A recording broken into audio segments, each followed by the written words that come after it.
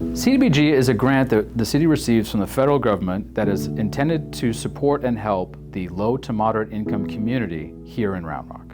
CDBG can really be broken down into two parts that assist the general public. One is with social service funding, where the city can use a percentage of the grant to support local nonprofits. And then the second part is for infrastructure projects that support low to moderate income areas. So that could be renovations within neighborhoods, such as adding sidewalks to houses that didn't have them installed, renovating parks, and direct with home repair with citizens that are low to moderate income. Low to moderate income areas are determined by the U.S. Census. The process to apply is that an application is submitted to our CDBG coordinator, who reviews it to make sure that the person qualifies under the federal guidelines for income. A site visit is conducted with our CDBG specialist as well as one of our construction home inspectors from the city, and we evaluate everything that needs to be done, and then we would actually go out to bid and have a local contractor perform the work. Many of the improvements we're making, the resident can't afford on their own. Anything on the interior with electrical, plumbing, HVAC, water heaters.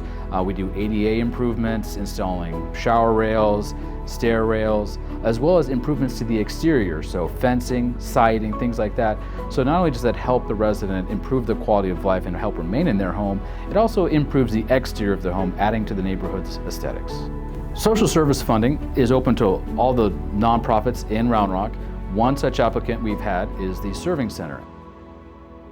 50% of the Serving Center's revenue budget is comprised of grants, and one of those grants is the Community Development Block Grant. Grant funding is limited and very competitive, and we really are so grateful to the city. They believe in the mission here at the Serving Center and have awarded us the CDBG money for a number of years. So we continue to see the need grow, especially with that housing assistance. That's 125 families that probably wouldn't have received assistance toward their housing. Working families are struggling to put food on their tables, but it's really important for us to have those monies to help people.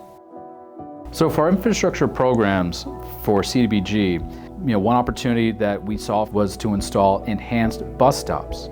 So they've got a shade structure, they've got a bench, they've got solar panels for lighting, trash cans, and it makes it a lot more convenient and comfortable for bus riders to utilize our system. Different departments have the opportunity to submit applications, much like our nonprofits do. So our Parks Department has a list of parks that fall within these areas, and they're on a rotating update schedule.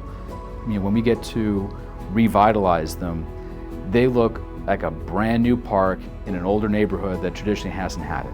So it really makes the residents of that neighborhood feel special when they get all these brand new quality of life improvements.